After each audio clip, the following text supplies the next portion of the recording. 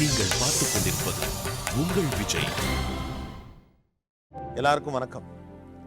கடந்த 2 ஜெனரேஷனில் நம்முடைய தமிழ் சமூகம் ஓய்வித்ததுக்கு ஒரு பெரிய அளவுக்கு ஒரு ரீச்சுக்கு வந்ததுக்கு முக்கியமான காரணம் எஜுகேஷன் அப்படின்னு சொல்லலாம். இந்த 2 ஜெனரேஷனில் மட்டும் கிடையாது, தமிழர்களுக்கு எப்போதுமே கல்வி மீது ஒரு பெரிய விருப்பமும் காதலும், அதுதான் வாழ்க்கையில் எல்லா சக்ஸஸையும் தருங்கிற நம்பிக்கையும் இருந்திருக்கு. இன்றைக்கும் கூட ஒரு சுடுமண் தோண்டி எடுத்தாலோ அல்லது ஏதாவது ஒரு கல்வெட்டை காண கிடைத்தாலோ அல்லது ஒரு தொல்பொருள் ஆராய்ச்சியில் ஒரு புதிய விஷயம் கிடைத்தாலோ அதில் தமிழர்கள் நிறைய எழுதியிருக்காங்க அப்படிங்கிறத பார்க்க முடியுது. அம்மா அப்பா குடும்பம் அப்படின்னு எல்லாரும் எஜுகேஷன் அப்படிங்கிறத முக்கியமானதாக பார்க்குறாங்க. அது ஒரு நீடித்த செல்வம், நிலைத்து நிற்கும் செல்வம் அப்படின்னு. பட் இந்த கல்வி எந்த அளவுக்கு அஃபோர்டபுளாக இருக்குது இன் ரீசன்ட் டேஸ்? ஒரு சாதாரண ஆளுக்கு ஒரு தரமான கல்வி அப்படிங்கிறது எளிதாக கிடைச்சிருதா? உங்களுடைய முக்கியமான பிரச்சனை என்ன அப்படின்னு நிறைய விஷயங்கள் பற்றி நம்ம கேட்டோம். அதில் நிறைய பேர் முக்கியம் அப்படின்னு குறிப்பிட்ட ஒரு விஷயம்தான் எஜுகேஷன். ஸ்கூல் எஜுகேஷனுடைய தரம் எப்படி இருக்குது, ஸ்கூலில் ஃபீஸ் எப்படி இருக்குது அப்படிங்கிறத பற்றி பேசணும் அப்படின்னு சொன்னாங்க. அதுதான் இன்றைக்கி இந்த என் தேசம் என் மக்களில் நாம் பேச போகிற விஷயம். இது பூர்விகா மொபைல் என் தேசம் என் மக்கள், powered by Mallees constructions, co presented by NTL call taxi. 20% குழந்தைகளுக்கான படிப்பு செலவுக்காக மட்டும் நாம் பயன்படுத்தி கொண்டிருக்கிறோம். நீங்கள் 10,000 ரூபா சம்பாதிக்கிறீங்க அப்படின்னா 2,000 ரூபா எஜுகேஷனுக்காக எடுத்து வைக்கணும். 1 லட்ச ரூபா சம்பாதிக்கிறாலும் 20,000 ரூபா எடுத்து வைக்கிறாங்க. ஸோ இது அப்பர் மிடில் கிளாஸ் எல்லாருக்கும் பொறுத்து 20% நம்ம எஜுகேஷனுக்காக எடுத்து வைக்கிறோம். அப்படி எடுத்து வச்சு நம்ம கொடுக்குற கல்வி நம்ம நினைக்கிற மாதிரி இருக்கா அப்படிங்கிற கேள்வியும் அதில் இருக்கக்கூடிய சிக்கல்களும் அடுத்தடுத்து நம்ம பேச போகிறோம். இங்கே ஒரு கிளிப் இருக்குது, அதை நான் பார்க்குறேன்.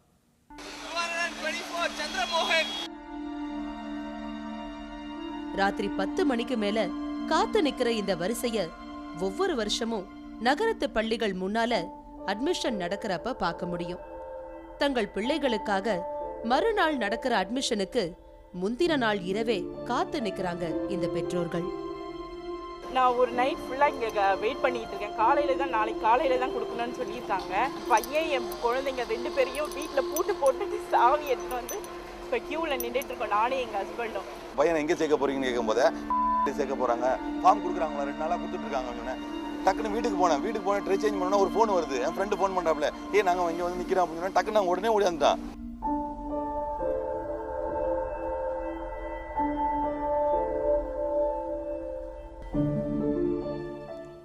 ஒரு எல்கேஜி அட்மிஷனுக்காக முதல் நாள் இரவிலிருந்தே காத்திருக்கக்கூடிய கூட்டம். இது ஒரு பிஞ்ச் தான். இந்த மாதிரி நிறைய ஸ்கூல்ஸில் இருக்குது.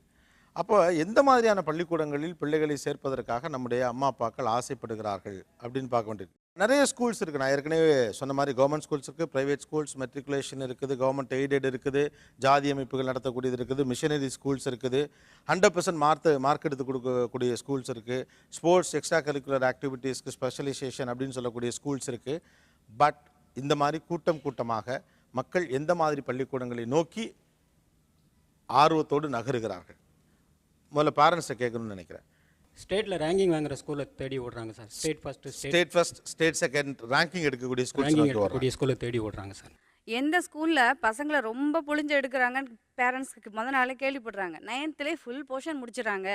அந்த ஸ்கூலில் கொண்டு விட்டிங்கன்னா எப்படி லோவாக படிக்கிற பசங்க கூட நல்ல மார்க் எடுப்பாங்கன்னு சொன்னால் உடனே போய் எதை பற்றி யோசிக்கிறது இல்லை. தான் பையன் எப்படி கஷ்டப்பட்டாலும் பரவாயில்ல, மார்க் வேணும், அவன் லைஃப் அதுதான் அப்படிங்கிறதுக்காக கொண்டு போய் சேர்த்துறாங்க. மார்க் ஏன்னா நாங்கள் நாமக்கல்லேருந்து வந்திருக்கிறோம். நிறைய டிஸ்ட்ரிக்ட்லேருந்து நாமக்கல் தான் எல்லாம் ஓடி வராங்க. என்னென்னா ஸ்கூல் ஸ்டேட் ரேங்க் வாங்குது அந்த மாதிரி. இந்த ஊரில் எந்த ஸ்கூல் அதிகமான ஒரு இமேஜோட இது பில்டப் ஆகுதோ அந்த ஸ்கூலை நோக்கி தான் பொதுவாக ஃபர்ஸ்ட் ரேங்க். இமேஜ்னு ஒரு வார்த்தை பயன்படுத்துனீங்க. எந்த ஸ்கூலுக்கு இமேஜ் அதிகமாக இருக்கணும். இந்த இமேஜுங்கிறது எப்படி வருது? அவங்க கொடுக்கக்கூடிய அட்வர்டைஸ்மெண்ட்ஸ் பப்ளிசிட்டியில் வருதா, இல்லை மக்கள் அது நல்ல பள்ளிக்கூடம்ப்பா, நல்லா பாட சொல்லி தர்றாங்க அப்படிங்கிறதுனால வருதா? எதை இமேஜ்னு சொல்கிறீங்க? அவங்க கொடுக்குற ஜெய்ஜாண்டிக்கு அட்வர்டைஸ்மெண்ட் தான். ஓகே. அதை ஒட்டி அவங்க பல்வேறு சேனல்ஸு, பல்வேறு விஷயங்கள், இப்போ நியூஸ் பேப்பர்ஸு, அந்த ஃபஸ்ட் ரேங்க் செகண்ட் ரேங்க் எடுத்த பையனுடைய பேட்டிகள், அப்படியாக சில விஷயங்களை உங்களுக்கு ஒன்றும் கிடையாது. இப்போ ராசிபுரத்துலேருந்து கடலூரில் உங்களுக்கு கிட்டத்தட்ட பார்த்தீங்கன்னா ஒரு 30 இடத்துல ஃப்ளெக்ஸ் போர்டு வைக்கிறேன். So flex boards, advertisements, papers, டிவியில் வர விளம்பரங்கள், இதை வச்சு தான் ஒரு ஒப்பீனியன் வருது, ரைட்டா? எஸ்.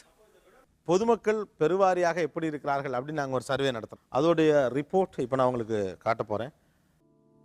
உங்கள் பார்வையில் சிறந்த பள்ளி எது என பொதுமக்கள் சிலரிடம் ஆய்வு நடத்தியது நமது குழு. அதில் 10th மற்றும் +2வில் முதல் வகுப்பில் தேர்ச்சி பெறுகிற பள்ளியே சிறந்தது என்று 82% பேர் சொல்லியிருக்கிறார்கள். ஸோ தமிழ்நாட்டில் ஒரு 80% பேர் 100% ரிசல்ட் கொடுக்கக்கூடிய ஃபர்ஸ்ட் கிளாஸ் அப்படிங்கிற அந்த கேட்டகரியில் மார்க் எடுக்கக்கூடிய பள்ளிக்கூடங்களுக்கு தான் முக்கியத்துவம் கொடுக்குறாங்க. அங்கே தான் அவங்க பிள்ளைங்களை சேர்க்க ஆசைப்பட்றாங்கிறது தான் statistics report. 100% result, first class mark, இது எப்படி கிடைக்குது, அதன் பின்னால் இருக்கக்கூடிய ரகசியம் என்ன, கிராமர் என்ன அப்படின்னு நம்ம டீட்டெயிலாக பேச போகிறோம். அதுக்கு முன்னால் ஒருத்தவங்களை நான் இங்கே கூப்பிட்டு உட்கார வச்சவங்கள்ட்ட பேசணும்னு ஆசைப்பட்றேன். இங்கே ஒருத்தவங்க வந்திருக்காங்க, பிர்லா. வாங்க பிர்லா, வெல்கம், ப்ளீஸ் உட்காருங்க பிர்லா. பேரே வித்தியாசமாக இருக்கு. உங்கள் அம்மா அப்பா வந்திருக்காங்களா? வணக்கம். பிர்லான்னு எதுக்கு பேர் வச்சிங்க?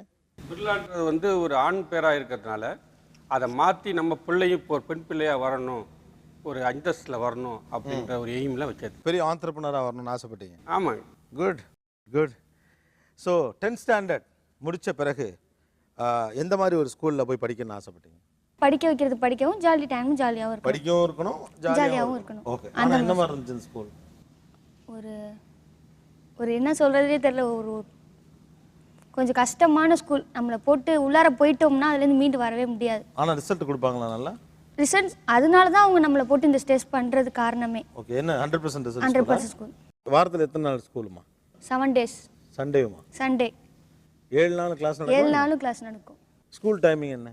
5:30க்கு ஸ்கூல் போயிடணும். 5:30லேருந்து நம்ம போய் அசம்பிள் ஆகிட்டோம்னா ஆக்சுவலி யாருமே வரமாட்டாங்க. நாங்கள் போய் அங்கே இருக்கணும். பிடி மிஸ் ஒருத்தவங்க வருவாங்க. ஓகே. 8லேருந்து 8:15க்குள்ளே சாப்பிட்டுக்கணும். 9 o'clock prayer. ப்ரேயர் முடிச்சுட்டு ப்ரேயருக்கு நாங்கள் அலோட் கிடையாது. 12th ஸ்டூடெண்ட்ஸ் வந்து ப்ரேயருக்கு அலோட் கிடையாது. ப்ரேயர் டைமில் வேஸ்ட் பண்ணக்கூடாது. ப்ரேயர் டைம் வேஸ்ட் பண்ணக்கூடாது, படிக்கணும். படிச்சுட்டு உட்காந்துருப்போம். திரும்ப 9 o'clock வந்துடும். 9, 10 இன்டர்வல், லஞ்ச் வரையும் கிளாஸ் போயிட்டே இருக்கும். இன்டர்வல் டைம் எங்களுக்கு கிடையாது. இன்டர்வல்ஸ் கிடையாது. ஒவ்வொரு கேர்ளாக போய் பர்மிஷன் கேட்டு போயிட்டு 5 நிமிஷத்துக்குள்ளே வரணும். இன்டர்வல்ஸ் கிடையாது.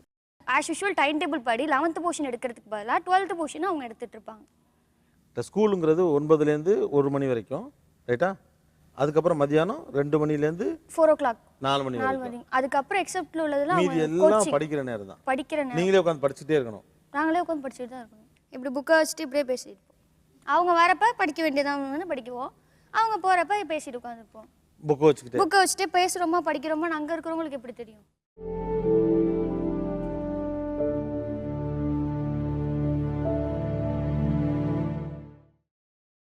நீங்கள் பார்த்துக் கொண்டிருப்பது உங்கள் விஜய். ஆக்சுவலாக இன்னொன்று உண்டு. இப்போது அந்த மார்க்குக்காக என்ன பண்ணுறாங்க அப்படின்னா, பாடம் சொல்லித்தருதல் அப்படிங்கிறத அந்த ஃபார்மெட்டை விட்டுட்டு மார்க் எடுக்கிறதுக்கு என்ன ஷார்ட் கட்டும் அதை சொல்லித்தரது தான் இப்போது நிறைய மார்க் எடுக்கிற பள்ளிக்கூடங்கள் கையில் வச்சிருக்கக்கூடிய வித்தை. இந்த மாதிரி ஒவ்வொரு சப்ஜெக்ட்லையும் என்னென்ன ஷார்ட்கட் மெத்தட் உங்களுக்கு சொல்லி தருவாங்க? அந்த கீவேர்ட்ஸ் கொடுப்பாங்க. கீவேர்ட்ஸ் என்னது? எக்ஸாமில் வந்து அந்த கீவேர்ட்ஸ் பார்த்தா உடனே மார்க் போட்டுருவாங்க. ஆஃப் மார்க்னா இப்போ குளோரியம் எழுதியிருக்கோம்னா அதில் வந்து அந்த ஃபார்முலா எழுதிருந்தோம்னா அந்த ஃபார்முலாவுக்கு வந்து ஆஃப் மார்க் 1 மார்க்குன்னு தான் பப்ளிக் எக்ஸாம் ரூல் படி பிரிச்சிருப்பாங்க. அதாவது ஒரு பேப்பரை திருத்துறப்போ எதெல்லாம் பார்த்து மார்க் போடுவாங்களோ அந்த கீவேர்ட்ஸ் அந்த பதிலில் இருக்கிற மாதிரியான ஐடியா உங்களுக்கு சொல்லி கொடுப்பாங்க. ட்ரிக். ஓகே. ராஜாதி மேடம், பெற்றோர்கள் இவங்கெல்லாம் கூட நிறைய பேர் சொன்னாங்க பிள்ளைஞ்சு எடுக்கிற பள்ளிக்கூடத்துக்கு தான் முக்கியத்துவம் கொடுக்குறாங்க. இந்த மாதிரியான ஒரு ஸ்கூலில் வந்து சேர்த்ததில் உங்களுக்கு திருப்தி தானா? ஃபஸ்ட்டு நல்லா பாப்பா நல்லா படிக்கணும், மார்க் எடுக்கணும் தான் நாங்கள் சேர்த்தோம். ஆனால் அவங்க ஸ்கூலில் ரொம்பவே டார்ச்சர் பண்ணாங்க. லேடிஸ்க்கு நிறைய பிரச்சனை இருக்கும், லீவு போடவே முடியாது பாப்பா. சப்போஸ் ஒரு நாள் உடம்பு சரியில்லை, அப்போ உடம்பு இல்லை நான் லீவ் போட்டேன்னா ஆட்டோ வரும் என் ஸ்கூல்லேருந்து. இவன் இல்லை, எல்லா பிள்ளைங்களுமே, இவ கூட படிக்கிற எல்லா பிள்ளைங்களுமே உடம்பு சரியில்லைன்னு ஒரு லீவை போட்டு வீட்டில் இருக்க சான்ஸே இல்லை. ஒரு ஃபங்க்ஷன், வீட்டில் கல்யாணம், இந்த தீபாவளி பொங்கல், உடம்பு சரியில்லாததுக்கே லீவு கொடுக்காதவங்க எப்படி? அதெல்லாம் அவங்க எங்களுக்கே பிரெயின் வாஷ் பண்ணாங்க. ஸ்கூலில் பேரண்ட்ஸ் மீட்டிங்னு கூப்பிட்டு இந்த மாதிரியெல்லாம் வாழ்க்கையில் நடக்கிறது சகஜம். கல்யாணங்கிறது நடக்கும், சாவுங்கிறது நடக்கும், சாவுங்கிறதும் நடக்கும். ஆனால் நீங்கள் வந்து அதுக்கெல்லாம் பிள்ளைங்களை கூட்டிகிட்டு போகக்கூடாது. இல்லை இவங்க மட்டும் இல்லை, நாங்கள் அந்த சர்வேலையும் கூட பார்த்தப்ப நம்ம தமிழ்நாட்டில் இப்போ ஒரு காமனான ஒரு ஸ்டேட்மெண்ட் இருக்குது, தெரியும் தானே? 12th ஸ்டாண்டர்ட் படிக்கிறாங்க, 10th ஸ்டாண்டர்ட் படிக்கிறாங்கன்னா கல்யாணம் காட்சின்னு எதுக்குமே போகக்கூடாது. வீட்டிலே கூட அப்படி ஒரு நடைமுறை இருக்குது. ஸ்கூலில் மட்டும் இல்லை, நம்ம வீடுகள்லேயுமே கூட அப்புறமா பார்த்துக்கலாம் அப்படின்னு சொல்லி ஒரு மனநிலை இருக்குது. எங்கள் ஸ்கூலில் வழக்கம் என்னன்னா, நான் ஏதாச்சும் தப்பு பண்ணிட்டேன்னா என்ன பண்ணுவாங்கன்னா ஃபோன் பண்ணுவாங்க. எப்படி ஃபோன் பண்ணுவாங்கன்னா பேரண்ட்ஸுக்கு இது மாதிரி உங்கள் பிள்ளைக்கு ரொம்ப முடியல, சீரியஸாக இருக்குது, நாங்கள் ஹாஸ்பிட்டல் அட்மிட் பண்ணலான்னு இருக்கோம், நீங்கள் வந்தீங்கன்னா போயிடுவோம் அப்படின்வாங்க. எங்கள் பேரண்ட்ஸ் எத்தனையோ தடவை வந்திருக்காங்க எனக்காக. உடம்பு சரியில்லைன்னு வந்து கூப்பிடுவாங்களா? நான் வந்து அப்போ வேலை பார்த்துக்கிட்டு இருந்தேன். இம்மா இங்கே வாங்க, ஒன்று அர்ஜென்ட்டு உங்கள் பிள்ளைக்கு உடம்பு சரியில்லை அப்படின்னு என்னை கூப்பிட்டாங்க. நான் வந்து என்னன்னு சொல்லி பறந்து வந்தேன். நான் ஸ்கூலுக்கு வந்து பார்த்தா இந்த மாதிரி உங்கள் பொண்ணு இந்த மாதிரி கேக்கு வெட்டியிருக்கு, பனிஷ்மெண்ட் பண்ணணும், என்ன செய்யலான்னு நீங்கள் சொல்லுங்கள் அப்படின்னு. என்ன இது கேக்கு வெட்டினதுக்கு என்ன செய்யணும்னு என்ன கேட்டிங்களா? நான் என்ன இல்லை, உங்களுக்கு பேசிக்காக இப்போ அப்பா ஸ்தானத்துலேருந்து நான் யோசிச்சு பார்க்குறேன். பிள்ளைக்கு உடம்பு சரியில்லைன்னு வேலை பார்த்துட்டு இருக்க திடீர்னு சொன்னால் படபடன்னு ஆகிடும். என்னங்க இது ஒரு சாதாரண மேட்ரு, கேக்கு வெட்டினது ஒரு சாதாரண மேட்ரு, என்னை காலம்பரம் வர சொல்லலாம். இது மாதிரி குழந்தைக்கு வந்து உடம்பு சரியில்லைன்னு டக்குன்னு வந்து கூப்பிட சொன்னீங்கன்னா நான் எவ்வளோ படபடம் நீங்கள் வந்திருக்கேன் தெரியுங்களா? என்ன ஆக்சிடென்ட் ஆகிற அளவுக்கு நான் வந்திருக்கேன். அப்போ என்ன மாதிரி என்னோட உணர்வு இருக்கும். என்ன சொன்னாங்க? அதுக்கு என்ன பதில் சொன்னாங்க? இல்லை, இந்த விஷயம் தான் இதுக்கு, நீங்கள் வர மாட்டீங்க, இது மாதிரி சொன்னிச்சுன்னா நீங்கள் வர மாட்டீங்க, கேர் எடுத்துக்க மாட்டீங்க, இப்படி சொன்னால் தான் வருவீங்க அப்படின்னு சொல்கிறாங்க. அவங்கள போய் என்ன சொல்கிறது? அந்த பொண்ணோட ஸ்ட்ரெஸ்ஸை பார்த்து உங்களுக்கு எவ்வளோ மனவேதனையாக இருந்துச்சு? ரொம்ப கஷ்டமாக தான் இருந்தது. அவளும் என்ன சொல்லிட்டா என்னட்டா, நீ இந்த மாதிரியே பண்ணாங்கன்னு வச்சுக்கேன், இந்த மார்க் என்னால் ஸ்கோர் பண்ணவே முடியாது, நான் படிக்கல, நிப்பாட்டிக்கிறேன், இருந்துக்கிறேன்னு. எங்களுக்கு ஒரு பயம் வந்துட்டு எங்களுக்கு ஒரு பேரண்ட்ஸ் மீட்டிங் வச்சு என்ன பண்ணாங்க, எங்களுக்கு கொஸ்டின் தாள் கொடுத்தாங்க, பேப்பர் கொடுத்தாங்க. இன்னைக்கு இதை படிக்கணும், இதை படிக்க சொல்லணும், இந்த பீரியடுக்கு இதை எழுதணும், இந்த பீரியடுக்கு எழுதணும். எங்களுக்கு ஒரு காப்பி. அவளுக்கு ஒரு பேர் 2 வருஷம் 12th படிச்சிருக்கீங்க. ஆமா, இல்ல நான் வந்து அவ ப்ரீ கேஜி படிக்கிறதுல இருந்தே படிச்சிட்டு இருக்கேன். அதான் நிஜம். இது வந்து ஒரு ஸ்லைஸ், இது மாதிரியும் இருக்கு அப்படின்னு நம்ம பார்க்கலாம். அதே நேரம் இதில் இவங்க சொன்னதில் பல நடைமுறைகள் மார்க்கை பெற்றுத்தரக்கூடிய பள்ளிக்கூடங்கள் இருப்பதாக பொதுவாக ஒரு கம்ப்ளைண்ட் இருக்கு. பட் இதில் எனக்கு ஒன்றும் புரியல. எல்கேஜிலேருந்தே கூட அவங்களோடய படிக்கிறேன்னு சொல்கிற அம்மாவும் சரி, ரொம்ப கொடுமைப்படுத்துகிறாங்கன்னு சொல்கிற அப்பாவும் சரி, அந்த பள்ளிக்கூடத்தில் வரிசையில் நின்று இருக்கிற எல்லாத்தையும் விற்று காசு கட்டி அந்த ஸ்கூலில் தான் படிக்க வைக்கிறீங்க. So it is not just on the school side. எனியோ Birla, all the very best. Question பேங்க்லேருந்து என்னென்ன கேள்விகள் கேட்கப்படும் எக்ஸாமில் அப்படிங்கிறதுக்கான ஒரு ஒர்க் பண்ணி அந்த கொஸ்டின் பேங்க் அடிப்படையில் இதுக்கு மட்டும் கூடுதல் முக்கியத்துவம் கொடுத்து படிங்கன்னு சொல்கிறதா இருக்கலாம், ஸ்டெப்ஸை மனப்பாடம் பண்ணுறதா இருக்கலாம், கீவேர்ட்ஸை கரெக்டாக பதிலில் எழுதுங்கன்னு அந்த பரீட்சையில் எப்படி எழுதுனா மார்க் கிடைக்கும் அப்படிங்கிற மோர் தென் பாடம் நடத்துகிறத தாண்டி இந்த விஷயத்துக்கு கூடுதல் முக்கியத்துவம் கொடுக்குறாங்க அப்படின்னு. இங்கே நிறைய யங்ஸ்டர்ஸ் பசங்களாம் வந்திருக்கீங்க, 10th 12th கிராஸ் பண்ணியிருப்பீங்க, நேமான 12th கூட படிச்சுட்டு இருக்கலாம். நீங்கள் இந்த கொஸ்டின் பேங்க் பேசிஸில் படிக்கிற நடைமுறையை கடந்து வந்திருக்கீங்களா?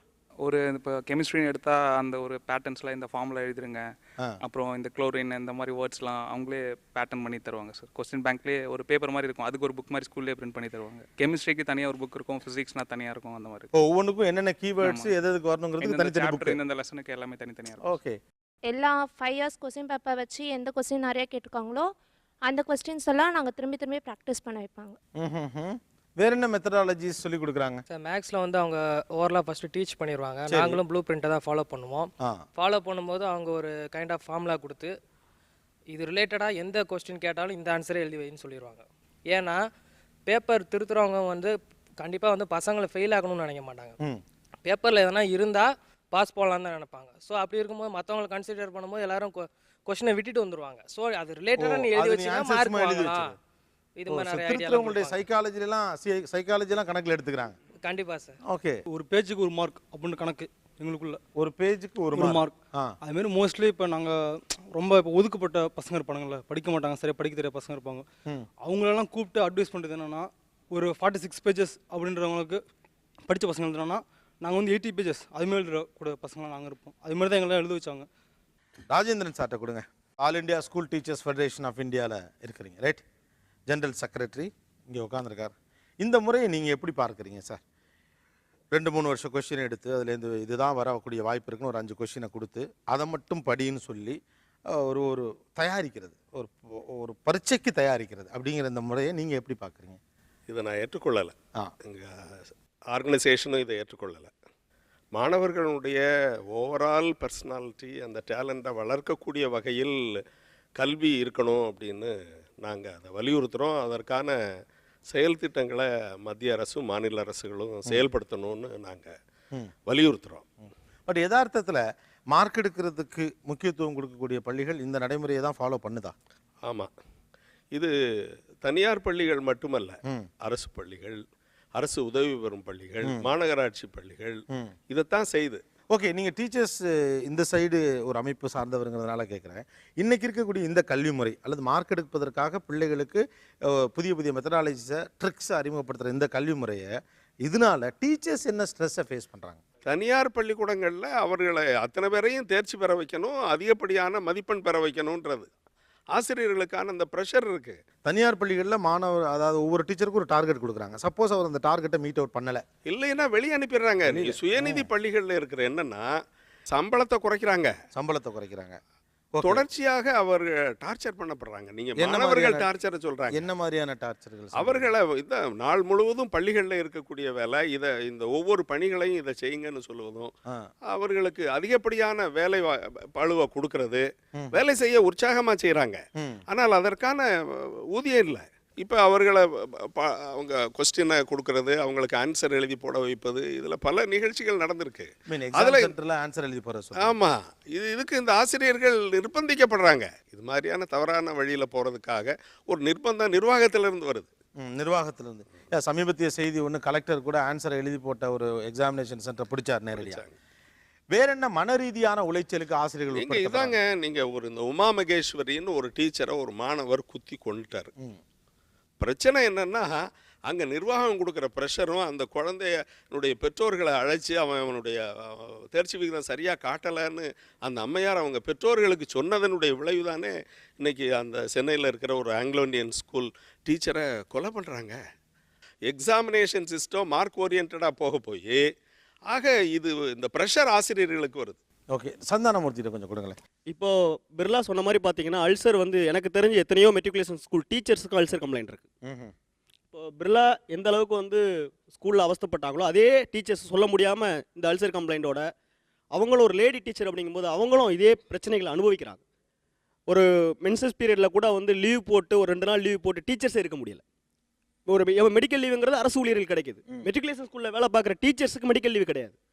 அப்போ தன்னளவில் வந்து உடலியல் சிக்கலை வந்து பிர்லாங்கிற பெண் குழந்தை அனுபவித்த மாதிரியே பெண் ஆசிரியர்கள் மெட்ரிகுலேஷன் ஸ்கூலில் நிறைய அனுபவிக்கிறாங்க. இதுக்கு முந்தின ஜென்ரேஷனோட கம்பேர் பண்ணுறப்போ இன்றைக்கி இருக்கக்கூடிய சின்ன பசங்க, இந்த தலைமுறையை சேர்ந்தவங்க ரொம்ப ஸ்ட்ரெஸ்ஸுக்கு ஆளாயிருக்காங்க, டிப்ரெஷனுக்கு ஆளாயிருக்காங்க அப்படின்னு சொல்லப்படுது. அதுக்கு வேரியஸ் ஃபேக்டர்ஸை காரணமாக சொல்கிறாங்க. பட் இந்த ஸ்ட்ரெஸ்லேருந்து ஒரு குழந்தை வெளிவருவதற்கு முக்கியமான வடிகால் அப்படின்னா எஜுகேஷனை சொல்லலாம். ஆனால் எஜுகேஷனும் கூட அந்த ஸ்ட்ரெஸ்ஸுக்கு ஒரு காரணமாக இருக்குது அப்படிங்கிறது தான் ரொம்ப அன்ஃபார்ச்சுனேட்டான விஷயம். Not only education, parents, teachers, institutions, நம்ம கல்வி முறை, இப்படி நிறையா ஒன்றோடு ஒன்று ஒரு செயின் ரியாக்ஷனாக குழந்தைகள்கிட்ட ஒரு பெரிய ஸ்ட்ரெஸ்ஸை உருவாக்குது. இதற்கான தீர்வை எப்படி அணுகுவது, அதை நோக்கி பயணிக்கலாம். ஒரு சின்ன பிரேக் எடுத்துப்போம். இது பூர்விகா மொபைல்ஸ் என் தேசம் என் மக்கள், powered by Mallees constructions, co presented by NTL call taxi state.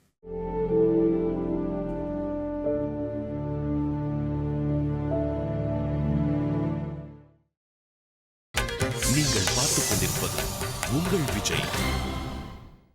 Welcome back to Poorvika mobiles என் தேசம் என் மக்கள், powered by Mallees constructions, co presented by NTL call taxi.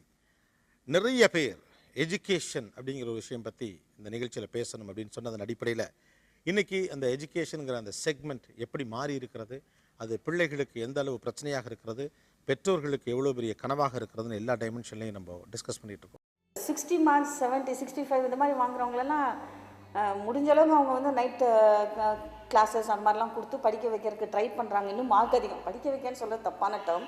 இன்னும் அதிகமான மார்க் வாங்குறதுக்கு கொஞ்சம் ட்ரைனிங் கொடுக்குறாங்க. அப்படியே அவங்களால முடியலன்னு சொன்னால் பேரண்ட்ஸை கூப்பிட்டு TC கொடுத்து அனுப்பிச்சுட்ருக்காங்க. அதே இது கவர்மெண்ட் ஸ்கூலில் கொஞ்சம் நல்லா படிக்கிற குழந்தை அப்படின்னு சொன்னாக்கா, நாங்கள் ஃபீஸ்லேயே கன்செஷன் தரோம் உங்களுக்கு, நீங்கள் எங்கள் ஸ்கூலில் போடுங்க அப்படின்னு சொல்லிட்டு அந்த மாதிரி ஸ்டூடெண்ட்ஸை இவங்க கூப்பிட்டுக்கிறாங்க. ஸ்கூலோட மெயின் எய்மே வந்து ஸ்டடீஸ் மட்டுமா தான் இருந்தது. 100% ரிசல்ட் வாங்கணும், ஸ்டேட் ஃபர்ஸ்ட் வரணும், அவங்க ஸ்கூல் நேம் வந்து அப்படியே தமிழ்நாடு முழுக்க நல்லா பாப்புலர் ஆகணும், அப்போ தான் நிறைய ஸ்டூடெண்ட்ஸ் வந்து ஜாயின் பண்ணுவாங்க அப்படின்ற மெயின் எய்ம் இருந்துச்சு. அதனால 10th 11th 12th ஸ்போர்ட்ஸுன்ற பேச்சே இடமே இல்லை. அதுக்கு வேறு ஆக்டிவிட்டீஸ்னாலும் அதுக்கு வந்து அவங்க சப்போர்ட்டும் பண்ணலை. அவங்களுக்கு உங்கள் பையனும் ஒரு இயந்திரம் தான். அந்த இயந்திரத்துக்கு வந்து முடிஞ்ச அளவு கசக்கி வாங்கி வேலையை வாங்கிட்டு வெளியே அனுப்பிச்சிக்கிட்டே தான் இருப்பாங்க. அவங்களுக்கு தேவை அடுத்த வருஷத்துக்கான மாணவர்கள் மட்டும்தான்.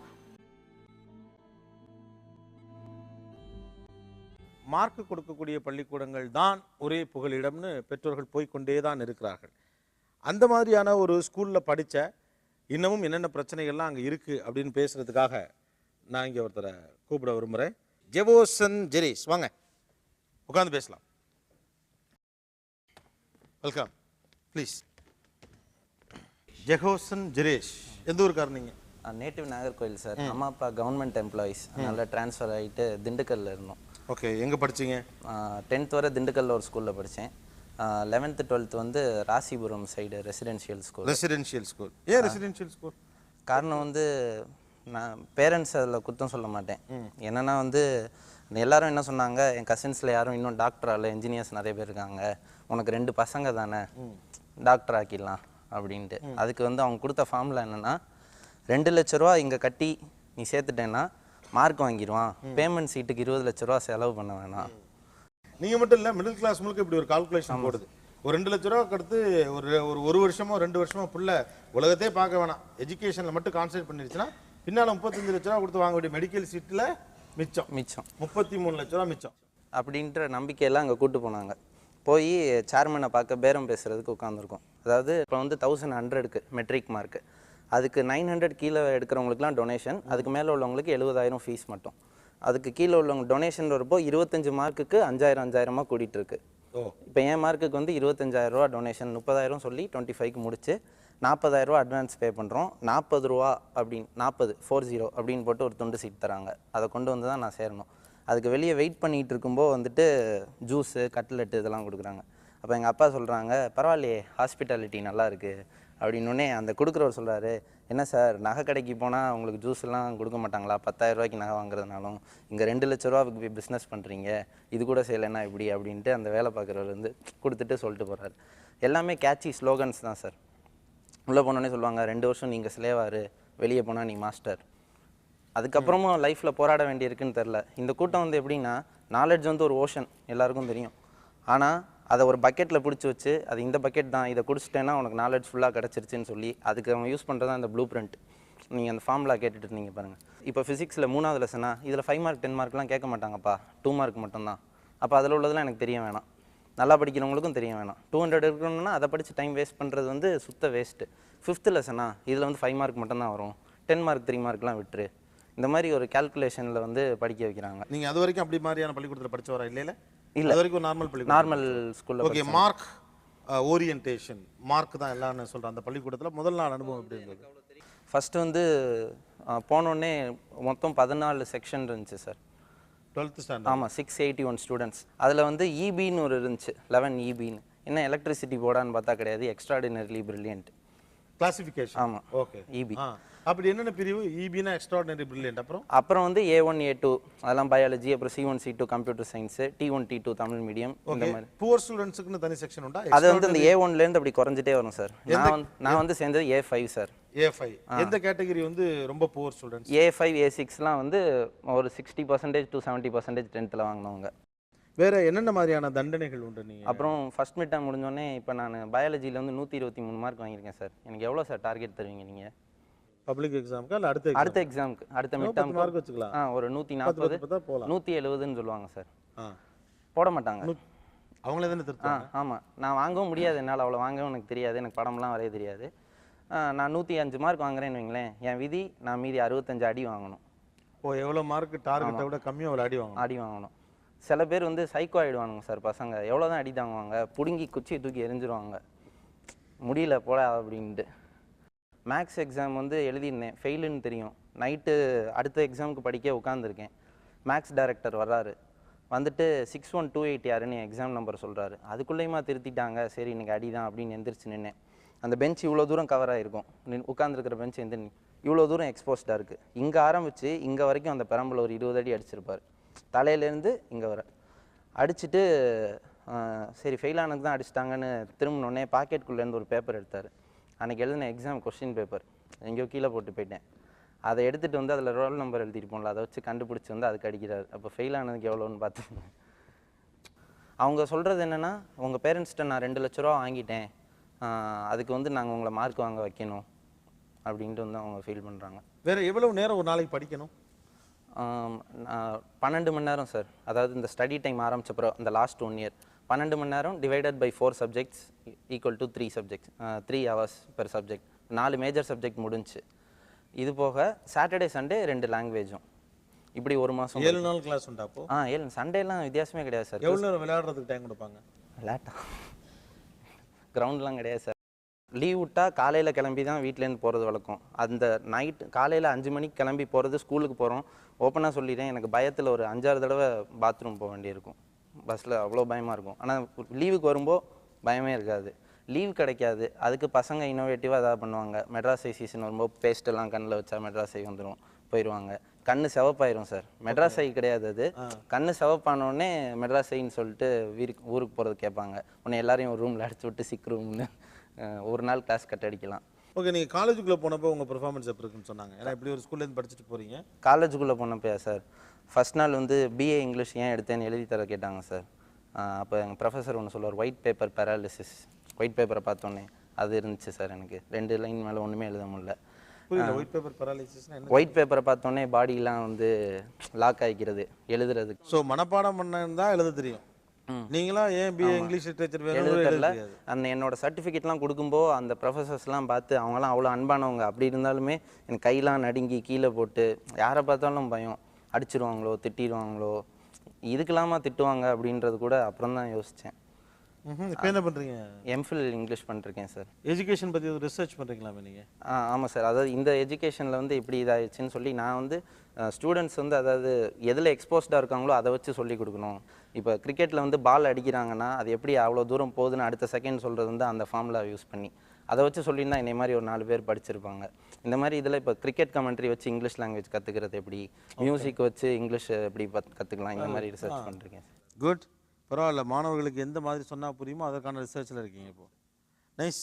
ராமசுப்ரமணியம் சார், ஆக்சுவலாக இந்த ப்ளூ பிரிண்ட் அப்புறம் வந்து கொஷின் பேப்பர்ஸை மாடல்ஸாக வச்சுக்கிட்டு செலக்டட் கொஷின்ஸை மட்டும் படிக்க சொல்கிறது, கீவேர்ட்ஸ் கொடுக்குறது, அப்புறம் கார்பரல் பனிஷ்மெண்ட்ஸ், இதெல்லாம் நிறைய கம்ப்ளைண்ட்ஸ் சொல்கிறாங்க. நீங்கள் எப்படி பார்க்குறீங்க? நான் ஜென்ரலாக இந்த கார்பரல் பனிஷ்மெண்ட்லாம் ரொம்ப குறைஞ்சி போச்சு. நான் இன்னொன்று பார்க்குறேன். அது ஒரு தடவை நான் லாஸ்ட் இயர் ஒரு ஸ்கூலில் என்னை இன்வைட் பண்ணியிருந்தாங்க ஒரு சீஃப் கெஸ்ட்டாக. ஒரு 9 மணிக்கு மீட்டிங் முடிஞ்சு நான் வெளியில் வந்துட்டுருக்கேன். அப்போ ஒரு பெரிய பையங்கள்லாம் போயிட்டுருக்காங்க. நான் உடனே காரை நிறுத்திட்டு, என்ன மாதிரி இத்தனை நேரம் லேட்டாக போகிறீங்களே, எங்கே போகிறீங்க நீங்கள் அப்படின்னு. ஸ்கூலில் ஸ்பெஷல் கிளாஸஸ்லாம் நடத்துகிறாங்க, அதை முடிச்சு இத்தனை நேரமாக உங்களுக்கு நடத்துகிறாங்க அப்படின்னு. ஆமாம் நடத்தின்னு இருக்காங்க. அப்போ அதுக்கு யார் அழிச்சுன்னு வர்றாங்கன்னா பேரண்ட்ஸ். இப்போ எல்லாரையும் ஸ்கூலை சொல்லி பிரயோஜனமே இல்லை. இது வந்து முக்கியமான பிரச்சனைகள். இப்போ இந்த பையனுக்கு கூட வந்த காரணம் என்னன்னா, அவங்க அப்பா அம்மா வந்து ஒரு பெரிய ஆம்பிஷன், என்னுடைய பையனை டாக்டர் ஆக்கிப்படணும். அப்போது ஸ்கூல்ஸுமே கூட பேரண்ட்டுடைய டிமாண்ட் என்னவோ அதுக்காகத்தான் இதெல்லாம் செய்ய வேண்டியிருக்கு. ஆமாம், எக்ஸாக்ட்லி நீங்கள் சொன்னது 100க்கு 100 உண்மை. அதாவது பேரண்ட்ஸு என்ன எதிர்பார்க்காங்களோ, it is a deliverance of service. For example, 11ஆம் கிளாஸில் குறைவான மார்க் எடுத்திருக்கான். அவனுக்கு ஒரு சில பார்த்தாலே தெரியும் அந்த அவனால் சயின்ஸு அந்த சப்ஜெக்ட்டுக்கு முடியாதுன்னு. ஆனால் என் பையன் எப்படியா இன்ஜினியர் ஆகணும் சார் அப்படின்னு கம்பல் பண்ணி அவனை கொண்டு போய் அங்கே கொண்டு போய் ஃபேக்ட் தான். என்னென்னா ஒரு டிரான்ஸ்ஃபர்மேஷன் பீரியடில் ஒரு மிடில் கிளாஸ் இந்தியாவில் பேரண்ட்டுடைய இந்த ஆசை வந்து கொஞ்சம் பேராசையாக இருந்தாலும் கூட சில நேரத்தில் அதை ரெஸ்பெக்ட் பண்ண வேண்டியிருக்கு சார். அவங்களுக்கு வந்து பிள்ளை மார்க் எடுக்கணும், ரைட். பேரண்ட் ஒரு பக்கம் கொஞ்சம் தப்பாக இருந்தாலும் பிள்ளையோட எதிர்காலம் சேஃபாக இருக்கணுங்கிறதுக்காக அந்த நெருக்கடி. இவர் சொன்ன மாதிரி இப்படிலாம் மிடில் கிளாஸ் கால்குலேஷன் போடுது. 2 லட்ச ரூபா இங்கே கொடுத்துட்டோம்னா 2 வருஷம் நீ ஸ்லேவாக இருந்துட்டேன்னா அடுத்து மெடிக்கல் சீட்டு கிடச்சிடும். பட் நான் என்ன கேட்குறேன்னா, இந்த மாதிரியான நடைமுறைகள் மூலம்தான் ஒரு பிள்ளைய 1150 மார்க் எடுக்க வைக்க முடியுமா? வேறு எதுவும் யோசிக்கவே இல்லையா ஸ்கூல்ஸ்ன்னு கேட்குறேன். இல்லை பள்ளிக்கூடங்கள் வேறு யோசிக்கலாமே. நோ அதாவது பேரண்ட்டுக்கு ஒன்றும் தெரியாது அதை பற்றி. இல்லை, யூ ஆர் ரைட். நிறைய மார்க் வாங்க முடியக்கூடிய குழந்தைகளுக்கு எல்லாத்தையுமே கொடுத்துட்றாங்க. ஆனால் ரொம்ப ஃபெயிலாக போயிடுவானா அப்படிங்கிறதுக்கு இந்த மாதிரி ப்ளூ பிரிண்ட்டு சில டிப்ஸு கொடுத்து அவங்கள பாஸ் பண்ண வைக்கிறது. அது வந்து ஏன்னா அவன் ஃபெயிலாக போயிட்டானா அவன் லைஃபே போயிடுங்கிற ஒரு முக்கியமான பிரச்சனை இருக்குது. ஆகவே அதை அவங்க பண்ணுறாங்க.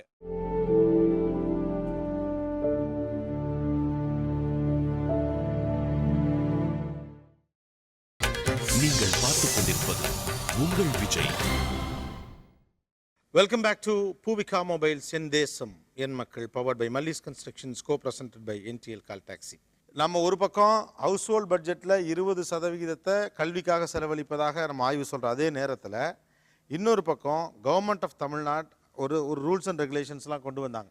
இவ்வளோ தான் ஒரு ஸ்கூலில் ஃபீஸ் வாங்கணும் அப்படின்னு சொன்னாங்க. அதுக்காக ஒரு நபர் கமிட்டி உருவாக்கப்பட்டது. பேரண்ட்ஸை போராட்டங்கள்லாம் நடத்துனாங்க. அதுக்கப்புறம் சில முடிவுகளுக்கு வந்தாங்க. இந்த கிளாஸ்க்கு இவ்வளோ தான், இந்த ஸ்டாண்டர்டுக்கு இவ்வளோ தான், இதுக்கு இவ்வளோதான்னு சொல்லி ஒரு ரூல்ஸ் அண்ட் ரெகுலேஷன்ஸ் போட்டு ஸ்கூல்லாம் ஒட்டினாங்க.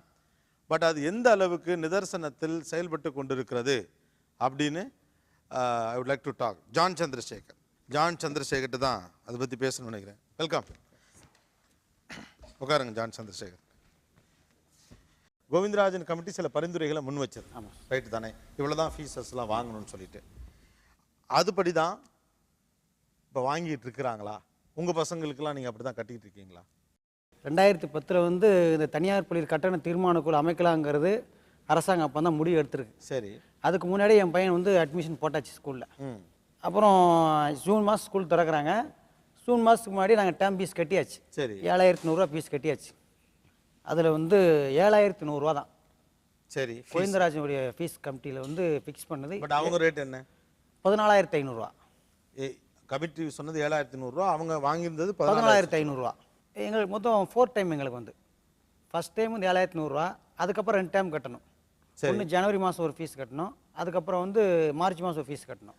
நான் அந்த மார்ச்சும் ஜனவரியும் மார்ச்சும் கட்டலை. சரி, அந்த 7500 ஃபஸ்ட்டு கட்டினேன் இல்லையா, அப்படி அட்மிஷன் போடும்போது அதோடு நான் ஸ்டாப் பண்ணிட்டேன். ஓகே, அப்போ ஸ்கூலில் கேட்டாங்களா? அவன் என்னை கூப்பிட்டு கேட்டாங்க, ஏன் நீங்கள் ஃபீஸ் கட்டலன்னு கேட்டாங்க. நான் வந்து அந்த ஃபீஸோடைய கட்டண பட்டியல் எடுத்துகிட்டு போனேன்.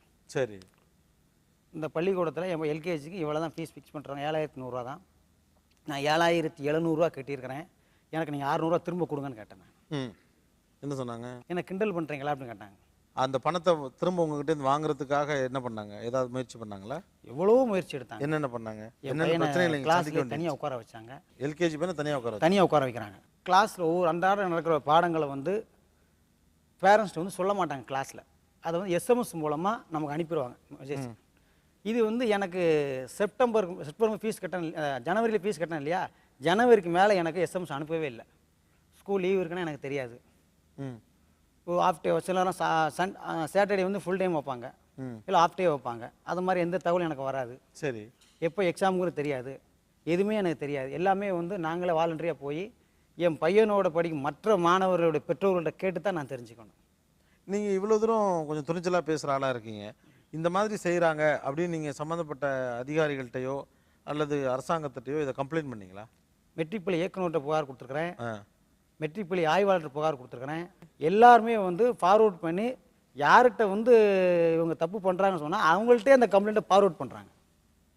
நீங்கள் விசாரிங்கன்னு சொல்லி பள்ளி நிர்வாகத்தையே ஃபார்வர்ட் பண்ணுறாங்க. ஒரு இட்ஸ் குட் ஆட்டிடியூட் ஒரு பக்கத்துலேருந்து பார்க்குறப்ப. ஏன்னா அரசாங்கம் ஒரு விஷயத்தை நிர்ணயிச்சிருக்கு, அதன்படி தான் போகணுங்கிறதுக்காக தொடர்ந்து ஒரு ஸ்கூலோட ஃபைட் பண்ணுறாரு. இப்படி எல்லா பெற்றோர்களும் ஃபைட் பண்ணுறது இல்லை. பிரச்சனை அப்படின்னு சொன்னால் ரைட்டு, பிள்ளைக்கு பிரச்சனை வருங்கிறதுக்காக இன்னொரு ஸ்கூலுக்கு மாத்திரம் தான். இந்த ஃபீஸ் அப்படிங்கிற விஷயத்தில் யாரெல்லாம் பிரச்சனை சந்திச்சிருக்கீங்க? ஸ்கூல் ஃபீஸ் கட்டலாம், வீட்டுக்கு போக சொல்லிட்டாங்க. உங்களுக்கு வந்து அதாவது அவங்க சொன்ன ஃபீஸை கட்ட முடியல, இல்லை கூட கேட்டாங்களாமா? இல்லை, சொன்ன ஃபீஸே கட்ட முடியல.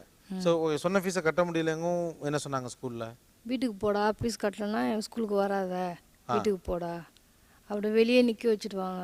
3 நாள் 4 நாள் வெளியே உட்கார வச்சு வீட்டுக்கு அனுப்பிச்சிட்டாங்க. இவன் சொல்லவே இல்லை, திட்ட போகிறாங்க அம்மான்னு சொல்லிட்டு சொல்லவே இல்லை. இந்த பையன்ட்ட கொடுங்க. என்னென்னலாம் பண்ணுவாங்க? நீங்கள் ஃபீஸ் கட்டல என்ன சொன்னாங்க டீச்சரு? மிஸ் வெளியே நிற்க வச்சாங்க. வெளியே நிற்க வச்சாங்களா? எத்தனை நாள் நிற்க வச்சாங்க ஒன்று? 3 நாளா. என்ன பண்ணுறீங்க நீங்கள்? உங்கள் வீட்டுக்காரர் என்ன பண்ணுறாரு, நீங்கள் என்ன பண்ணுறீங்க? எலக்ட்ரிஷியன் வேலை செய்கிறேன். எலக்ட்ரிஷியன் வேலை. வேலைக்கு போனால் தான். ஓகே, டிசி கேட்டேன், வேறு ஸ்கூல் தமிழ் மீடியத்தில் சேர்த்து விடலான்னு. நீ மொத்த பணம் கட்டினா தான் நான் தருவேன் அப்படின்னு மிஸ் சொல்லி அனுப்பிச்சு. ஃபீஸ் வந்து இவங்க ஃபீ டிட்டர்மினேஷன் கமிட்டி நிர்ணயித்த ஃபீஸை அகடமிக் இயர் ஸ்டார்டிங்லேயே வாங்கிடுறாங்க. சரி, அதுக்கப்புறமா மேல்கொண்டு மாதம் 500 ரூபா அடிஷ்னலாக ஃபீஸ் கட்டணுங்கிறாங்க. ஒரு சிலர் அஃபோர்டபுள் பேரண்ட்ஸ் வந்து இந்த டார்ச்சருக்கு பயந்துக்கிட்டு, டார்ச்சர்னால் என்ன மாதிரி டார்ச்சர்னால், எக்ஸாமினேஷன் நடக்குது, ஹாஃப் இயர்லி மிட் டேர்ம் எந்த எக்ஸாமினேஷன் நடந்தாலும் எக்ஸ்ட்ரா ஃபீஸ் கட்டினவங்களுக்கு மட்டும் ஆன்சர் பேப்பர் கொடுப்பாங்க. Answer paper? ஆமாம், ஆன்சர் எழுதணும் இல்லையா பிள்ளைங்க? ஆமாம், அந்த ஆன்சர் பேப்பர் எக்ஸ்ட்ரா ஃபீஸ் கட்டினவங்களுக்கு மட்டும் கொடுப்பாங்க. சரி, மற்ற பிள்ளைங்களுக்கு தரமாட்டாங்க. இவங்க வீட்டிலேருந்து கொண்டு வரணும். அதை டைப் பண்ண வேண்டிய நூல் கூட வீட்டிலேருந்து கொண்டு வரணும். அது இல்லாமல் இந்த ஸ்கூலு லெட்டர் ஹெட் இல்லாத ஆன்சர் ஷீட்ஸுக்கு வந்து தப்பு பண்ணால் 1 மார்க் குறைப்பேன் அப்படின்னு சொல்லுவாங்க. ஓகே, அந்த எக்ஸ்ட்ரா பணம் கட்டல. ஆமாம், அது அப்போ குழந்தைங்க வந்து மிட் நைட் 2 மணிக்கு எழுந்து அப்பா ஃபீஸ் கட்டிடுப்பா, நான் இவ்வளோ கஷ்டப்பட்டு படித்து எனக்கு மார்க் கம்மியாகும், கம்மியாக மார்க்கு வாங்குறது எனக்கு கஷ்டமாக இருக்குது அப்படின்னு குழந்தைங்க வந்து பேரண்ட்ஸை இன்டைரக்டாக டார்ச்சர் பண்ணும். அதாவது அரசு நிர்ணயித்த தொகை அல்லது இந்த கமிட்டி நிர்ணயித்த தொகை நீங்களாக வேற என்னென்ன விஷயத்துக்கெல்லாம் இந்த மாதிரி பள்ளிக்கூடங்கள் காசு வாங்குது அப்படின்னு ஒரு சர்வே நடத்தினோம் அல்லது ஒப்பீனியன் கேட்டோம். லைக் என்னென்னலாம் அதனால் என்னென்ன பேரை சொல்லி பணம் வாங்குறாங்க, அப்படி பணம் கட்டலைன்னா என்ன நடக்குது அப்படின்னு we created a chart. Just ஒப்பீனியனை பேஸ் பண்ணி ஒரு சார்ட்டை கிரியேட் பண்ணோம். அதான் இப்போ நான் உங்களுக்கு ப்ளே பண்ண போகிறேங்க. எல்கேஜி முதல் +2 வரை மக்கள் செலுத்தும் குறைந்தபட்ச கல்வி கட்டணம் 3 லட்சம். அரசு நிர்வகித்திருக்கும் தொகையோ 1,40,000. குழந்தைகளின் கல்விக்கான செலவில் அவர்களின் பள்ளி போக்குவரத்து செலவு மட்டும் ஆண்டுக்கு சராசரியாக 12,000 ரூபாய். பள்ளிகளில் டொனேஷன் மூலமாக ஆண்டுக்கு சராசரியாக கிடைக்கும் தொகை 1,50 கோடி ரூபாய். பள்ளி சீருடையில் கமிஷன் அடிப்படையில் ஒரு நிறுவனத்துடன் தொடர்பு கொண்டு அவர்களிடமே வாங்க நிர்பந்திப்பது, பள்ளி பேருந்தில் தூர அடிப்படையில் இல்லாமல் ஒரே மாதிரி அதிகபட்ச கட்டணம் வசூலிப்பது, அரசு நிபந்தனையை மீறி ஒரு வகுப்புக்கு 45 மாணவர்களுக்கு மேல் சேர்ப்பது, பள்ளியிலேயே டியூஷன் நடத்தி அனைவரையும் அதில் சேர நிர்பந்திப்பது, அரசு பள்ளி ஆசிரியருக்கு இணையாக சம்பளம் வழங்கப்படும் என்று பள்ளி நடத்த அனுமதி பெற்றுவிட்டு குறைந்த ஊதியம் வழங்குவது. Ramasubramaniam sir, how do you see that? Mike கொடுங்க. அதுக்கு ஆன்சர் பண்ணுறேன்.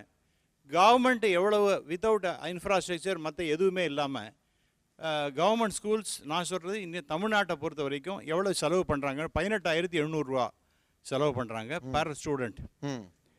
கவர்மெண்ட்டே 18,000 போடும்பொழுது தனியார் பள்ளிகளில் 10,000 ரூபா தான் நீ வாங்கணும்னு சொன்னால் எப்படி நடத்த முடியும்? ஒரு மாணவருக்கு 1,850 ரூபா தான் அவர் செலவு பண்ணுறாங்க. இது அறிவிச்சிருக்காங்க, சட்டமன்றத்தில் அறிவிச்சிருக்காங்க. அதெல்லாம் நீங்க நான் சொல்லட்டுமா? இப்போ காட்டட்டுமா? நீங்க ஏதாவது காமிச்சிருப்பீங்க.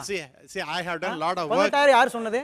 18,500 ரூபா ஒரு பள்ளிக்கூடத்துக்கு ஒரு மாணவனுக்கு அரசாங்கம் செலவு பண்ணுதுன்னா மெயின் ரீசன் என்ன? டீச்சர்ஸுடைய சேலரி அங்கே அதிகம், ரைட்டா? ஆனால் ஓவராலாக பார்த்தீங்கன்னா ப்ரைவேட் ஸ்கூல்ஸ்ல எல்லாம் அவ்வளோ சம்பளம் கிடையாது. இல்லை, அதாவது இப்போ நீங்கள் நினைக்கிறது வந்து ரொம்ப தப்பானது. காரணம் என்ன சொல்கிறேன்னா, இன்றைக்கி வந்து ஒரு சாதாரண ஒரு எல்கேஜி டீச்சருக்கு ஒரு டீசெண்டான சேலரி கொடுக்கணும் அப்படின்னு சொன்னால் 10,000 ரூபாய் குறைஞ்சி இன்றைக்கி வரத்துக்கு ரெடியாக இல்லை. நல்ல ஸ்கூல் நான் சொல்கிறேன். நீங்கள் 3,000 ரூபா 2,000 ரூபாயில் நான் சொல்கிறேன். கொத்தடிமையாக நடத்துகிறாங்க, கொத்தடிமையா.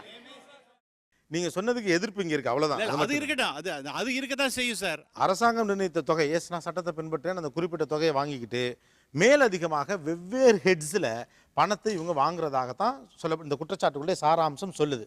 அதை நீங்கள் எப்படி பார்க்குறீங்க? இந்த குற்றச்சாட்டுங்கிறது by and large maybe correct. ஆனாலும் கூட மேபி இந்த அது நான் தான் பை அண்ட் லார்ஜ் நான் சொல்லிட்டேனே, இதுக்கு நியாயமாக இருக்கலாம்.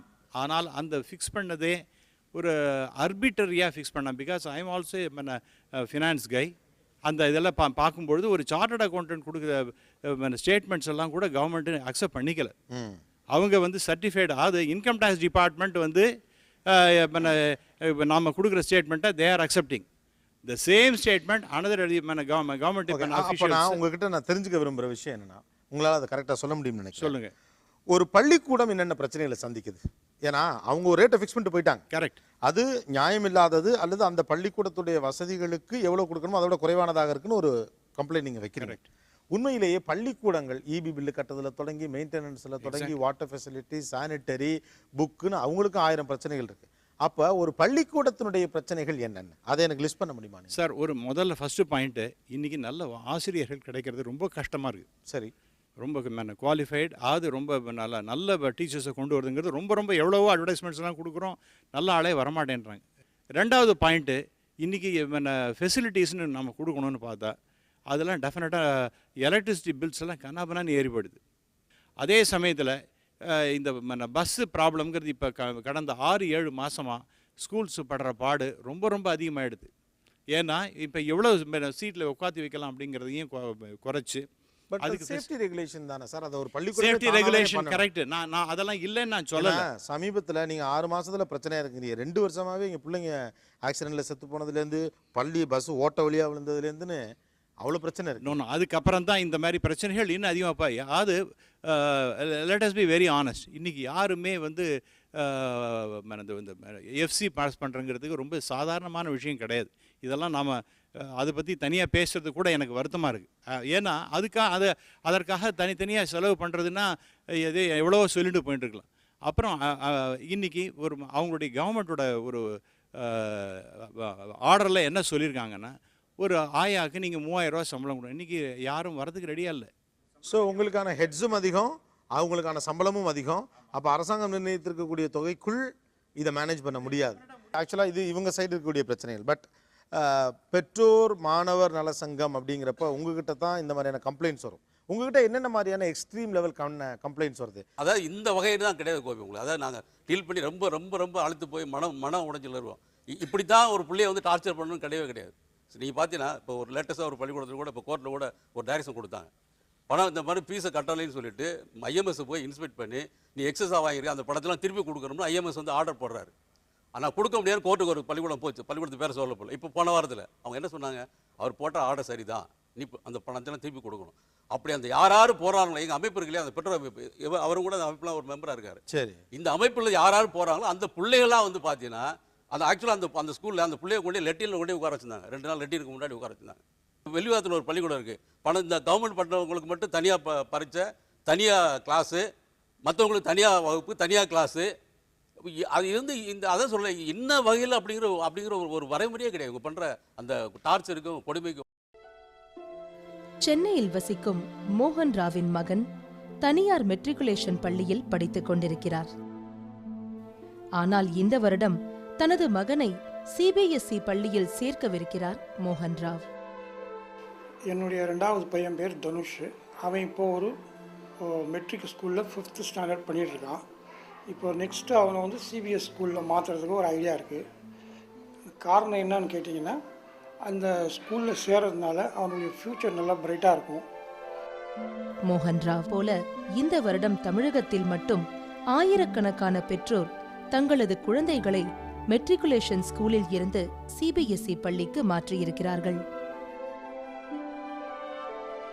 பல மாவட்டங்களில் சொற்ப எண்ணிக்கையில் இருந்த சிபிஎஸ்இ பள்ளிகள் இப்பொழுது பெற்றோர்களின் டிமாண்ட் காரணமாக புதிதாக முளைக்கத் தொடங்கியிருக்கின்றன. ஏற்கனவே பிரபலமாக இருந்த மெட்ரிகுலேஷன் பள்ளிகளின் நிர்வாகிகள் வேகமாய் சிபிஎஸ்இ பள்ளிகளை உருவாக்க தொடங்கியிருக்கிறார்கள்.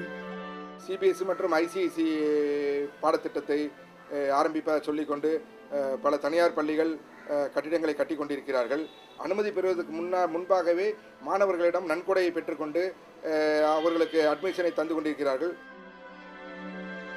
தற்போது சிபிஎஸ்இ பள்ளிகளுக்கு ஏற்பட்டுள்ள டிமாண்டிற்கு சமச்சீர் கல்வி அறிமுகமான பிறகு மெட்ரிகுலேஷன் பள்ளிகளுக்கான டிமாண்ட் குறைந்ததே காரணம்.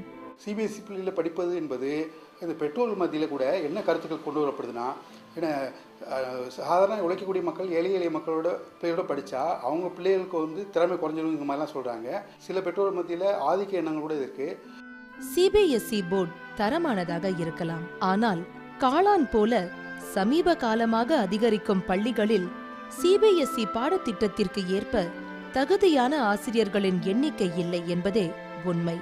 மெட்ரிகுலேஷன் பள்ளிகள் எல்லாமே சிபிஎஸ்இ பள்ளிகளாக கொஞ்சம் கொஞ்சமாக மாற்றிக்கிட்டு இருக்காங்க. இதனால என்ன பண்ணுறாங்க, மெட்ரிகுலேஷன் பள்ளிகளில் இருக்கிற அதே ஆசிரியர்கள் தான் சிபிஎஸ்இ பள்ளிகள்லையும் போய் பாடங்கள் வந்து எடுக்கிறாங்க. இதுக்கு வந்து போதிய அனுபவம் வந்து அந்த மெட்ரிகுலேஷன் பள்ளி ஆசிரியர்களிடத்துல இல்லை. டொனேஷன் கொடுக்க தயங்காத பெற்றோர்கள் புதிதாய் தொடங்கும் சிபிஎஸ்இ பள்ளிகளில் தகுதியான ஆசிரியர்கள் இருக்கிறார்களா, தேவையான அளவு கட்டமைப்பு வசதிகள் இருக்கிறதா என கவனிப்பதோ பரிசோதிப்பதோ இல்லை. பெற்றோர் நேரடியாக சென்று கண்காணிப்பதற்கான ஒரு வாய்ப்பு என்பது கொடுக்கப்படுறதில்லை. சாதாரணமாக கேட்டை திறந்து உள்ளே போக முடியாது. பிரின்சிபலை பார்க்கறதுக்கே வந்து நீங்கள் அப்பாயின்மெண்ட் வாங்கினாதான் பிரின்சிபலையே பார்க்க முடியும் என்ற சூழல் இருக்கும்போது வகுப்பறைக்குள்ள நூலகத்திற்குள்ள இந்த வசதிகளை அவங்க அனுபவிக்கிறத பெற்றோர் பார்க்குற ஏற்பாடு இல்லை. ஒரு சின்ன பிரேக் எடுத்துப்போம். இது பூர்விகா மொபைல்ஸ் என் தேசம் என் மக்கள், powered by Mallees construction, co presented by NTL. Call taxi state.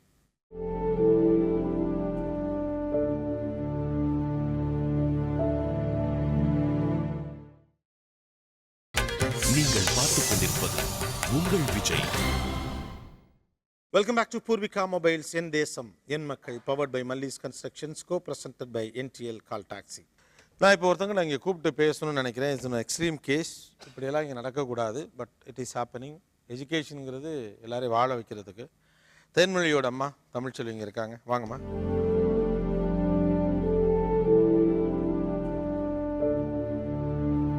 Thanks John Chandrasekar. Thanks a lot. You try your level best. My best wishes to. உட்காருங்க.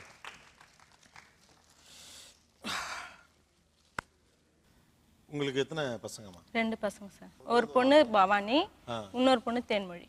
தேன்மொழியை ஒரு டாக்டர் ஆக்கணும்னு எங்களால் அவ்வளோ வசதி முடியாது. அதனால ஒரு நர்ஸாவது ஆக்கணும்னு ஒரு ஆசை.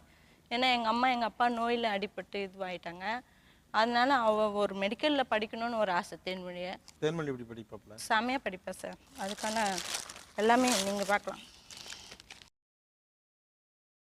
100% அட்டெண்டன்ஸ், பெஸ்ட் ஸ்டூடெண்ட், ஓஏ போட்டியில் ஃபஸ்ட்டு, பேச்சு போட்டியில் ஃபஸ்ட்டு, கலை நிகழ்ச்சியில் ஃபஸ்ட்டு,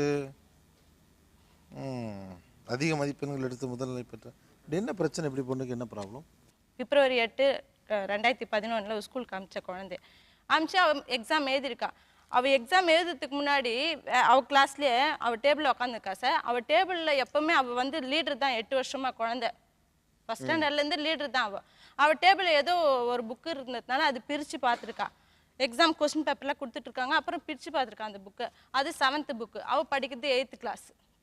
இது வேற ஒரு 9th 10th வர டீச்சர் வந்து ரவுண்ட்ஸ் வரும்போது, என்ன நீ புக்கை பார்த்து என்ன எழுதுற, ஏன் புக்கை பார்த்து எழுத, அதான் உனக்கு வந்து இந்த ஸ்கூலில் ரொம்ப பேரா, உனக்கு நல்ல பேரா, இப்படி தான் காப்பி அடித்து பாஸ் பண்ணியா, 8 வருஷமாக லீடரா அப்படி சொல்லிட்டு நான் தலையிலே 4 கொட்டு கொட்டிட்டு முட்டி போடுப்போ காலவர் சொல்லி பாய்ஸ் எதிர்க்க முட்டி போட வச்சிட்டாங்க. இவ கிளாஸில் நல்லா படிக்கிற பொண்ணு பாய்ஸ் எதிர்க்க முட்டி போட பாய்ஸ்லாம் கிண்டல் பண்ணி சிரிச்சிருக்காங்க. தேன்மொழி நீயே மாட்டிக்கின பத்தியான்னு அடி வாங்கிட்டு ஸ்கூல் விட்டு வெளியே வரும்போது பசங்க கிட்ட சொல்லியிருக்கான், அம்மா கிட்ட சொல்லாதீங்க, சொன்னீங்கன்னா கஷ்டப்படுவாங்க, எனக்கு நாளைக்கு எப்படி ஸ்கூலுக்கு வர்றதுன்னே தெரியல, என்னை ரொம்ப ஷேம் பண்ணிட்டாங்க அந்த மிஸ்ஸு, எனக்கு ஷேம் ஆயிடுச்சு அப்படின்னு சொல்லியிருக்கிறா.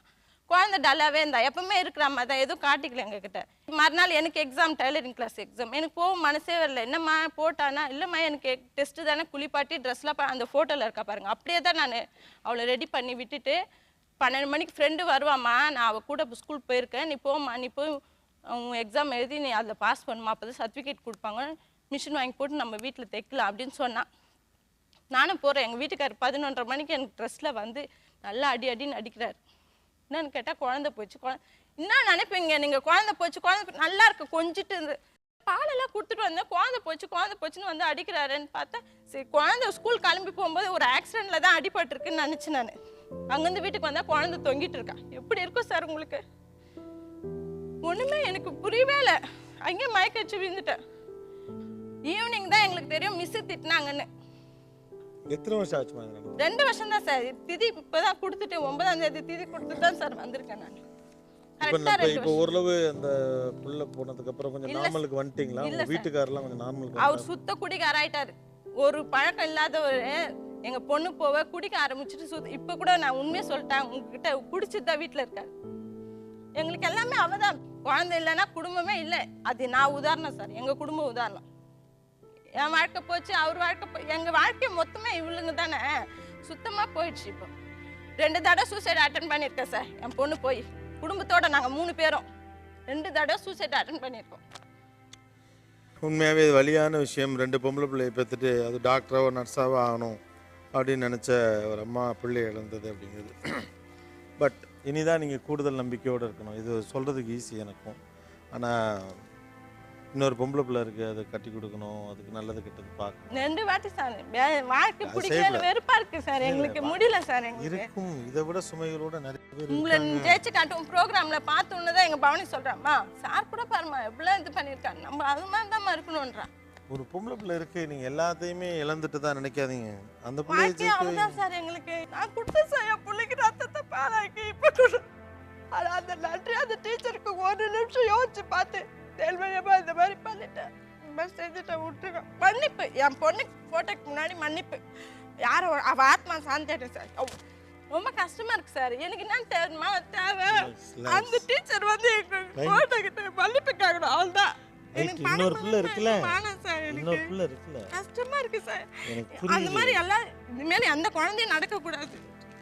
இன்னொரு பிள்ளை இருக்கு, இந்த செத்து போகிறேன் தற்கொலை பண்ணிக்கிறேன்னா பேசக்கூடாது. வீட்டு பொம்பளையாலே துணிச்சலாக இருந்தால் தான் ஆம்பளையும் நமக்கு ஒரு வாழ்க்கை இருக்குது, இன்னொரு பிள்ளை இருக்குன்னு குடியிலேருந்து வருவார். கேளுங்க, அவர் குடிச்சிட்டு தான் பார்த்துட்டு இருக்காரு. நீங்களே ஒரு கட்டத்தில் என்ன முடிவு பண்ணிடுறீங்கன்னா அவர் சோகத்துக்கு ஒரு பாவம் குடிக்கிறாருன்னு விட ஆரம்பிச்சிருங்க. அப்படி பண்ணக்கூடாது. ராஜகோபாலன் சார் வணக்கம், நல்லா இருக்கீங்களா? நிறையா பேசியிருக்காங்க. இது ஒரு விஷயம்தான், பள்ளிக்கூடங்கள் வந்து பாடம் சொல்லி கொடுக்குறேங்கிற பேரில் ரொம்ப ஸ்ட்ரெஸ் பண்ணுது, ரொம்ப நேரம் படிக்க சொல்கிறாங்க, அடிக்கிறாங்க, ஃபீஸில் வந்து சொன்னபடி ஃபாலோ பண்ணாமல் இருக்காங்க, குழந்தைகளை பொது இடத்தில் அவமானப்படுத்தலுங்கிற அந்த இடம் தான் இப்போ நீங்கள் பார்த்தது. எஜுகேஷனாக கொண்டாட வேண்டிய ஒரு விஷயம் தானே, அது ஒரு துன்பமாக மாறணும்.